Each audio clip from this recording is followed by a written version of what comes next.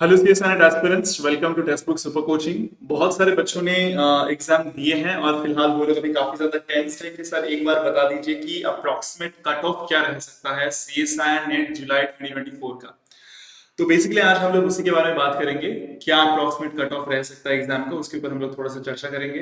अगर हम लोग प्रीवियस हिस्ट्री को देखें तो उसमें एग्जाम का जो डिफिकल्टी लेवल था उसके साथ अगर इस बार के एग्जाम के डिफिकल्टी लेवल को कंपेयर किया जाए तो देखा जा रहा है कि थोड़ा सा पेपर आसान है कंपैरेटिवली लास्ट ईयर, मतलब 2023 का जो दिसंबर का एग्जाम था उसके कंपैरिजन में 2024 का जो जुलाई का एग्जाम हुआ वो काफी थोड़ा बहुत आसान था, ऐसा बोला गया है। बहुत सारे बच्चों ने ये कहा है कि पार्ट सी से हम लोगों ने काफी आंसर किए हैं, सर पेपर कंपैरेटिवली इजी था। तो थोड़ा अगर पेपर आसान आया है तो फिलहाल डेफिनेटली हम लोग एक्सपेक्ट कर सकते हैं कि there must be a raise in the cut of.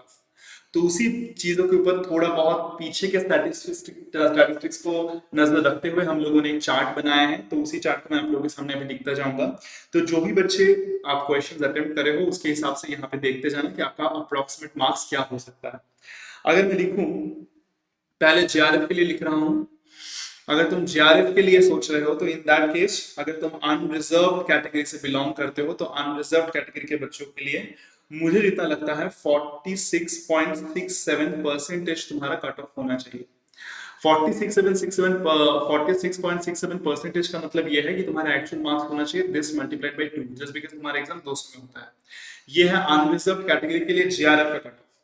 इसके बाद अगर हम लोग बात करें कि what should be the cut off for EWS category, तो ईडब्ल्यूएस कैटेगरी के लिए मुझे लगता है कि यही कट ऑफ तुम्हारा चले जाएगा 43% के आसपास, ये तुम्हारा कट ऑफ चला जाना चाहिए। इसके बाद अगर हम लोग बात करें ओबीसी के बच्चों के लिए, जो बच्चे ओबीसी कैटेगरी से एग्जाम में अपियर हुए थे उनके लिए ये कट ऑफ 43 या 44 और 43.5 के आसपास ये कट ऑफ रहेगा। अगर ओबीसी के बाद हम लोग बात करें तो डेफिनेटली ओबीसी के बाद तुम्हारा आता है एससी, एससी और उसके बाद आता है एसटी और उसके बाद तुम्हारा आता है पीडब्ल्यूडी, पीडब्ल्यूडी कैटेगरी।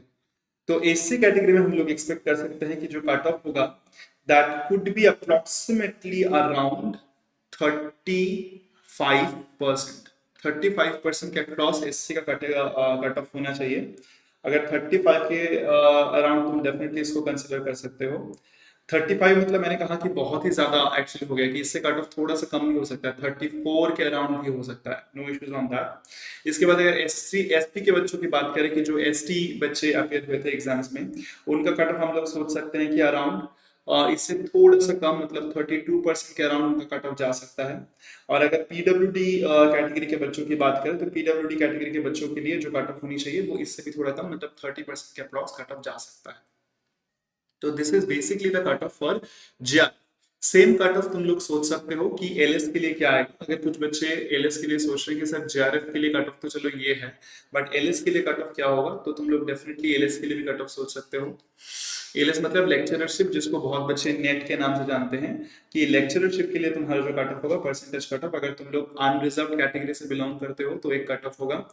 अनरिजर्व के बाद तुम्हारा आता है ईडब्ल्यूएच, ईडब्ल्यूएच उसके बाद तुम्हारा आता है ओबीसी, तो उसके बाद तुम्हारा आता है SC ST and PWD, SC ST and PWD.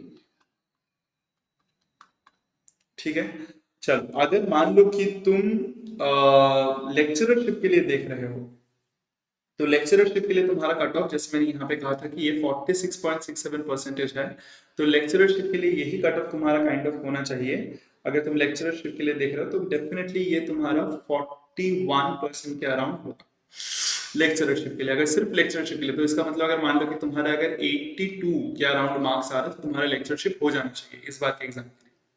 इसके अलावा अगर मान लो कि तुम ओबीसी कैटेगरी से अपेयर कर रहे हो तो ओबीसी कैटेगरी के लिए हम लोग ईडब्ल्यूएस के लिए अगर अपेयर करते हैं, ईडब्ल्यूएस के लिए हम लोग बोल सकते हैं कि ये कट ऑफ अराउंड 37% कुछ रहना चाहिए। ये 37% के अक्रॉस रहना चाहिए, ये 43 था तो ये 37% के अप्रॉक्स कुछ रहना चाहिए। अगर ओबीसी बच्चों के लिए हम लोग बात करें तो ओबीसी बच्चों के लिए हमारे यहाँ पे जो था ये 43.5% था। 43.5% अगर हम लोग इस बार के लिए बात करें तो अराउंड तुम्हारा ये भी 37 या 38 ऐसा ही कुछ रहना चाहिए, 37 38 ऐसा कुछ रहना चाहिए। एंड इसके बाद अगर हम लोग एससी बच्चों के लिए बात करें तो एससी बच्चों के लिए यही कट ऑफ चला जाना चाहिए, जैसे कि तुम्हारा जेआरएफ के लिए कट ऑफ था 35, तो इसके लिए कट ऑफ तुम्हारा 32 के अराउंड कहीं पे रहना चाहिए। अगर ये 32 के अराउंड है तो एससी के बाद तुम्हारा आता है एसटी, जहां पे ये हम लोगों ने 32 कहा था। तो एसटी के लिए जो ये होना चाहिए that should be around your 26% और अराउंड समथिंग, 26 से इधर उधर नहीं जाएगा, ये 26 के अराउंड ही कुछ ना कुछ होगा। और अगर पीडब्ल्यूडी की बात करा जाए तो ये 25, इसमें ज्यादातर वेरिएशन देखने के लिए नहीं मिला है, ये 25, ये 26। एससी का मोस्टली वेरी होता है थोड़ा बहुत, बट ये भी ज्यादा वेरी नहीं है, तो इसको 32 या इसको तुम 30 भी मान सकते हो, नो इश्यूज। एससी को तुम इसको 30 भी मान सकते हो।